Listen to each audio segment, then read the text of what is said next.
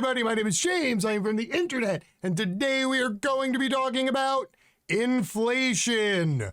Now, inflation is one of the most fear and panic-inducing buzzwords and terms in the entirety of the English language. It literally freaks out more people than the words Marxism, Antifa, or CRT. And yet, most people don't actually know what the fuck inflation is.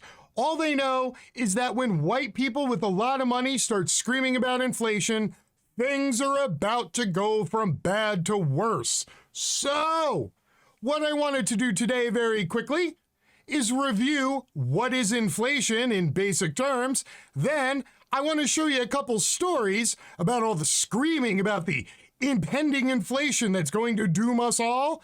And then I am going to posit a theory as to why said people, said working class folk, are about to get squeezed by another buzzword.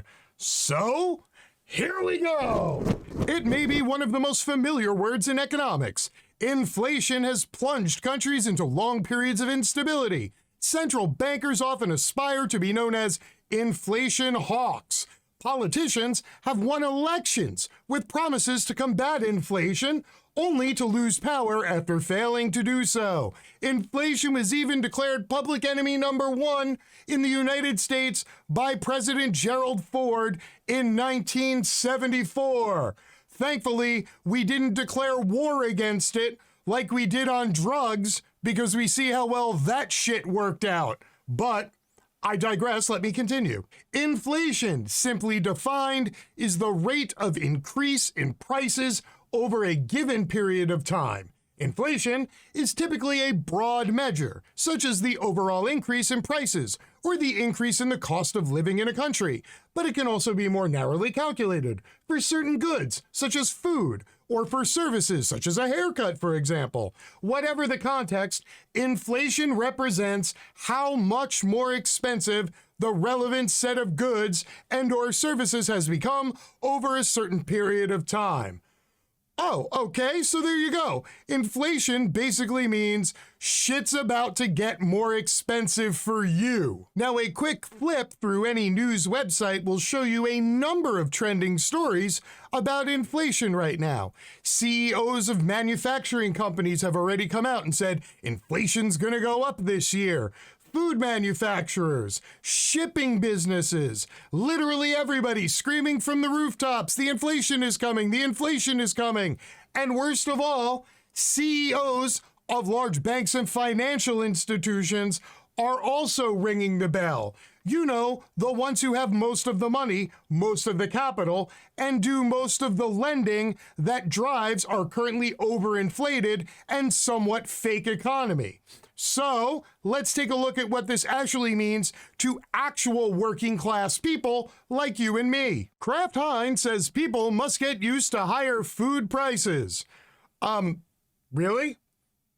We have to get used to higher food prices every year. I'm old enough to remember when an average McDonald's combo meal wasn't $12 and they actually gave you a packet of ketchup in the bag. Seriously, you literally have to ask for that now. Like 10 years ago, you used to buy like one cheeseburger and you'd get a bag with 400 ketchup packets in it and one little cheeseburger. Now you get one medium-sized cheeseburger, no ketchup, and pay a shit ton more money. Miguel Patricio said the international food giant, which makes tomato sauce and baked beans, was putting up prices in several countries. Unlike previous years, he said, inflation was, quote, across the board. The cost of ingredients such as cereals and oils has pushed global food prices to a 10-year high. Kraft Heinz has increased prices on more than half of its products in the U.S., its home market, and Mr. Patricio admitted that it's happening elsewhere too. Quote, we are raising prices where necessary around the world. During the pandemic, many countries saw production of raw materials, ranging from crops to vegetable oils, fall. measures to control the virus, as well as illness, limited output and delivery. As economies have restarted, the supply of these products hasn't been able to keep up with returning demand, leading to higher prices.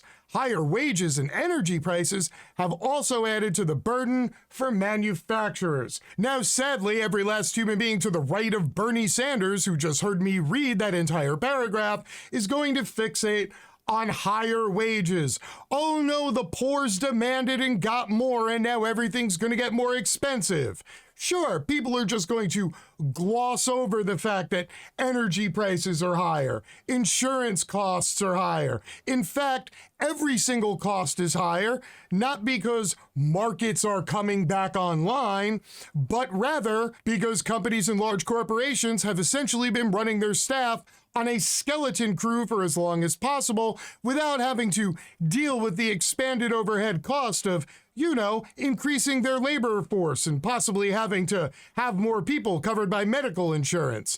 So now, because they've been running bare bones for as long as possible, they're trying to scale as quickly as possible so that they can put some big revenue on the board before the end of December. You got to keep those shareholders happy, and God forbid you don't meet or beat your initial earnings projection.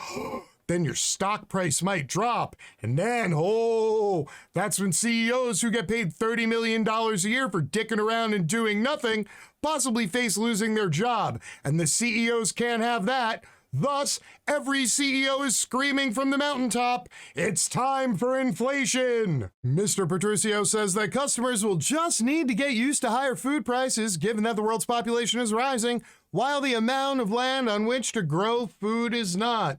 However, not all cost increases should be passed on to the consumers. He says that firms will just have to absorb some of the rising costs. Quote, I think it's up to us and to the industry and to other companies to try to minimize these price increases. Oh, wow. Look, that's a faint glimmer of hope there. Look, that's a C-level executive at a multi-billion-dollar international food conglomerate saying out loud that, companies like his should probably absorb some of these increases so that they're all not passed along to the consumer, being you. Wow, I wonder what that's going to look like.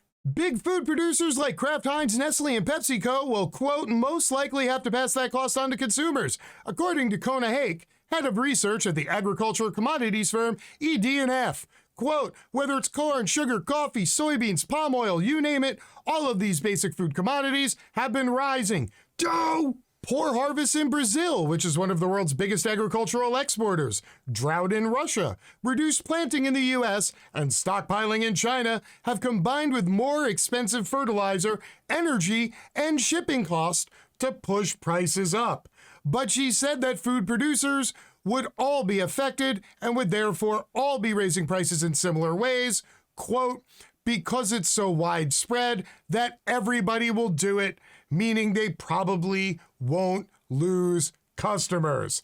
In other words, what she is saying is that this inflation increase that's hitting certain industries is going to be spread to every industry, because CEOs are going to look around and go, I'm only paying like 1% more to make these tires, but it looks like all the food people are raising their prices by 10% because of shortages, so I think I'll just raise the price of tires by 10% too. And well, if everything across the board goes up by the same percentage, well then there's nothing really that you can point at and go, hey, if we just get rid of this or lay off of this, we'll be okay. Because of course, corporate America will always look for excuses and reasons to raise their prices as much as possible, to increase revenue, to increase profitability, all at the expense of the consumers and the working class, who conveniently are the same person. This week, PepsiCo warned it was also facing rising costs on everything from transport to raw ingredients, and said that further price rises were likely at the start of next year. However, as well as pushing up costs, the pandemic did help boost sales for some Kraft Heinz brands. Mr. Patricio said because staying in meant people are cooking far more than they ever were before. In other words, their product is getting sold to individuals rather than in bulk to restaurants where they give a price discount for volume, and thus they make less per pound of their product. So, selling more to consumers at a top markup in a grocery store setting, rather than selling it wholesale to large fast food chains and restaurants, means that they're actually making more per bean than they were before. For example, customers in the UK bought more Heinz baked beans, while customers in the US bought more Kraft mac and cheese. Overall, sales rose 1.6% to $13 billion in the first half of this year alone. The company is also undergoing an extensive restructuring under Mr. Patricio, involving selling some old brands, buying some new brands, and narrowing its focus to increase its spending on innovation and marketing, which would support future sales. Wow, imagine that. It turns out the planned inflation at Heinz isn't really all about just increased goods or increased shipping costs. Oh no, it's about increasing the corporation's total spend on marketing so that, they can advertise to you more so that you go out and buy their products for even more money, giving them more revenue, thus justifying raising their prices so that they could increase marketing. Are you starting to see how this works, everybody?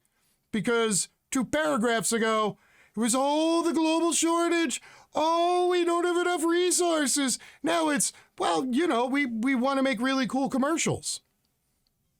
And now we get to my favorite part of the video. This is where, after talking shit for 10 to 12 minutes, I back up all that shit talking with facts. Here it comes. Kraft Heinz in the last year, wow, looks like their stock has gone up almost 18% because of A, higher revenue, and B, lower labor costs. Again, working their remaining laborers into the fucking ground to save money on new higher expenditures. But, inflation, it's going to be time for you to pay more for baked beans, even though they're doing just fine. But, commercials for said baked beans, they're pretty fucking expensive. But don't worry, you're going to pay for those too. PepsiCo also said they would be raising prices at the end of the year due to inflation. Yet it looks like their stock price is up 10% for the year. I wonder how that happened. Oh, that's right. We did a video about that. It's because they had almost no laborers working at their Lay's plants to manufacture all of their chips, and they refused to hire more people and spend more money on hiring costs and health insurance and 401k plans for new employees. So instead, what they did was they worked everybody who was left into the fucking ground 90 hours a week every week for a full year without any days off. And now, with these record revenues, they're making a record stock price. But, inflation's coming, so they're going to have to raise prices. And just because they mentioned our old friends at Nestle, I thought I'd take a look. Wow, looks like Nestle's just crushing it. They're up 60% in the last 5 years. Also, please note they had 2 little dips over the last 2 years here, both when COVID first started in the early 2020 lockdown, and again after the end of the first quarter in 2021 when there was another spike. However, every single time that happens, Nestle regroups, pares down its workforce, increases its productivity, sucks more water out of the ground, and sells more crap than ever before. 60% gain in 5 years, but the inflation's coming, and all those Nestle products are going to start costing you more money. Now, would you really like to find out how come, even though all of these companies are seemingly making bazillions of dollars and their stock prices are at all-time highs, how come they're all screaming that inflation is coming and they're going to have to raise their prices? Would you like to hear about that? Because I actually have one little bit left from that initial definition I showed you in the beginning of the video that might shed some light on current events. Because you see, long-lasting episodes of inflation are often the result of lax monetary policy. if the money supply grows too big relative to the size of an economy, the unit value of currency diminishes. In other words, its purchasing power falls and prices rise. This relationship between money supply and the size of the economy is called quantity theory of money, and it is one of the oldest hypotheses in economics, well known by all the economists and finance people who are predicting that inflation is coming to a product near you. So what does this mean for you, the average viewer at home, the fellow member of the working class? Well, what it means is that all the very wealthy individuals in this world have decided that they are about to put up a unified price hike on everything because you, the working class, are demanding a little bit more money, and thus they are going to extract that additional money right out of your pocket by making everything you buy more expensive, thus nullifying all the hard-earned gains of people demanding higher wages. Now, sadly, inflation is actually going to climb because the Federal Reserve and the U.S. Treasury opted to pump trillions of dollars into the U.S. economy all during the pandemic. And all of that money quickly floated right up to the top, and all of the corporations took that money, and rather than investing in their workforce, rather than paying their workers a living wage, they instead took all the money, bought back their own stock, increasing the value of it so that shareholder dividends would increase. And now all those wealthy people have all that money and they're parking it offshore or in expensive real estate and not spending it and not circulating it through the economy. So unfortunately, we have trillions and trillions and trillions of dollars, yet nobody has any to spend. And thus, the inflation is going to hit the working class because the capitalists and the wealthy financiers need to make sure that they keep their profit margins as high as possible. So everybody, it looks like it's time to start searching for bargains and to start eliminating the things you don't need and start telling the capitalist class that if they're going to make things more expensive, well then, you will just have to purchase less of all of their products because this is quickly going to turn into a game of chicken. And more often than not, historically speaking, the capitalist class wins those games. However, this time, you have advanced warning. Start stocking up. Start looking at your monthly expenses now rather than later because this is going to be a showdown. Until next time, my name is James. I am from the internet, and I am out. Peace.